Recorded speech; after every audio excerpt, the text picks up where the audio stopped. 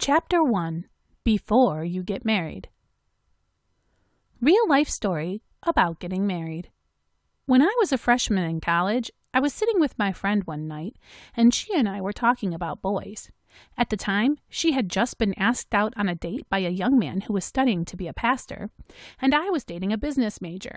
She and I were both pastors' daughters, and were discussing, adamantly, the fact that we didn't know who we were going to marry, and at that point, we didn't really care who he were going to marry, but we just knew that there was no way we wanted to marry someone who was going to be a pastor. We had both grown up in pastors' homes, and had decided that the last thing we wanted was to be a pastor's wife. Well, fast forward almost 20 years later, and she and I are both happily married to pastors. I tell this as a funny story of how God knows so much more than we do, and how God can change someone's heart. The reality of what happened with both of us is that God transformed our minds and called both of us into the roles that we are in now. But before each of us got married, we seriously thought about the implications of marrying a pastor. Unfortunately, I have another friend who did not consider the implications. She knew that she didn't want to marry a pastor, but she fell in love with a man who was planning on going into the ministry, and she decided that it was something she could deal with later. Well, they got married, and eventually he accepted a position as a full-time pastor. Not long after he started work, things started getting very tense for them. She resented the time that he spent working and the church, and she didn't want to have any part of his ministry. She didn't want to hear about what was going on for him, and she was reluctant to help out in any of the things that he had going on. As she grew more and more bitter about the ministry, he responded by becoming more immersed in his work. Well, eventually things came to a head. She basically gave him an ultimatum. He needed to either leave the ministry or the marriage was over. He chose to leave the ministry and focus on their marriage, and they are slowly healing. But there is some real bitterness and resentment on both sides. Step-by-step guide for before you get married.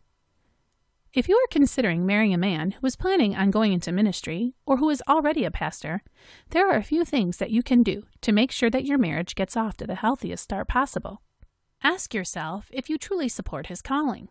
Before you get married, you need to be sure that you realize that this man is not only doing a job, but he is doing something that God has called him and created him to do.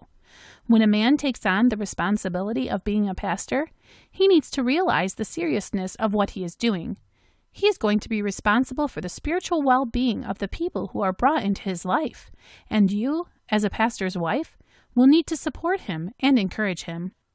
You need to make sure that you not only recognize that this man has been called to what he is doing, but that you support that calling. Discuss what his expectations of you will be. Now is the time that you need to find out from him what he will be expecting of you as far as your involvement in the ministry. Is he expecting that you will lead Bible studies?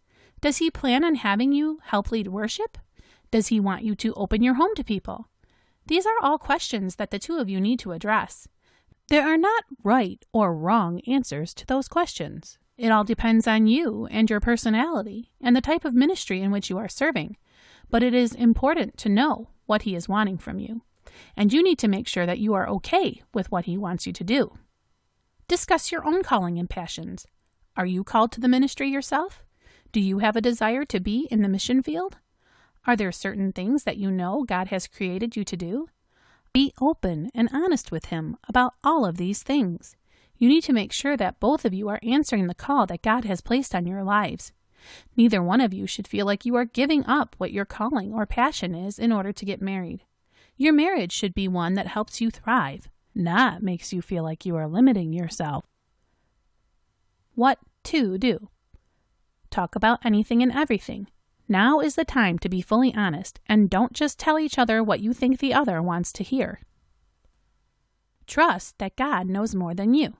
If you fully believe that God has placed you in each other's lives to be joined as man and wife, then you can trust that He is going to make your callings and passions compatible. Seek wise counsel. Reach out to other couples who are in ministry and ask them for advice. What not to do. Do not become overwhelmed with emotion. Yes, love is powerful. And yes, it is easy to get swept up in feeling. But you need to be able to rationally discuss things and make wise decisions that are based on more than just emotions.